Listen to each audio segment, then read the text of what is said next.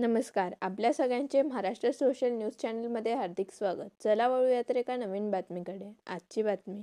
धुळे स्थानिक गुन्हे शाखेने अंमली पदार्थ तस्करांच्या मुळावर गाव घालत शहरात आतापर्यंतची सर्वात मोठी कारवाई केली असून पोलीस अधीक्षक श्रीकांत धिवरे यांच्या मार्गदर्शनाखाली पवननगर, पश्चिम हुडको आणि मोहाडी येथील दंडेवाले बाबा नगर या 2 ठिकाणी छापा टाकून तब्बल 1,42,62,250 रुपये किमतीचा 570.61 किलो गांजा हस्तगत केला आहे.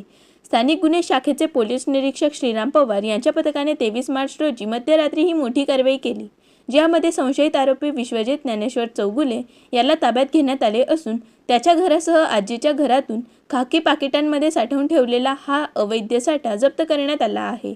या प्रकरणी चाळीसगाव रोड पोलीस ठाण्यात NDPS कायद्याअंतर्गत गुन्हा दाखल करण्यात आला असून धुळे पोलिसांनी तस्करांचे मोठे रॅकेट उद्ध्वस्त करण्याच्या दिशेने तपास अधिक तीव्र केला आहे. दिनांक 22 मार्च रोजी गोपनीय माहिती मिळाली होती की चाळीसगाव रोड पोलीस स्टेशनच्या हद्दीत एका व्यक्तीच्या घरामध्ये प्रतिबंधित आणि बेकायदेशीर अशा गांजाची साठवणूक केलेली आहे, बेकायदेशीर विक्रीच्या उद्देशाने.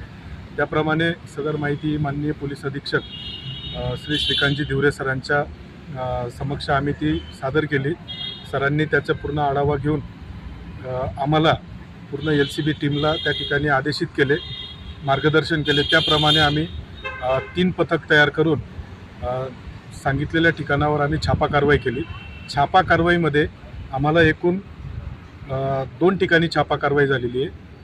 दोन्ही ठिकाणी मिळून एकत्र आम्हाला 570.61 किलो हा गांजा बॉक्सच्या स्वरूपामध्ये मिळून आलेला आहे.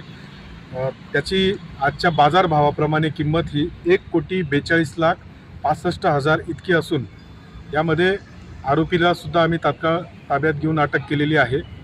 आरोपीकडनं त्याने हा मुद्देमाल कुठून विकत आणलेला होता व तो इथून पुढे कुठे विक्री करणार होता, तसेच त्याच्या या संपूर्ण गुन्ह्यामध्ये त्याचे इतर कोण साथीदार आहेत याचा तपास आम्ही करीत आहोत.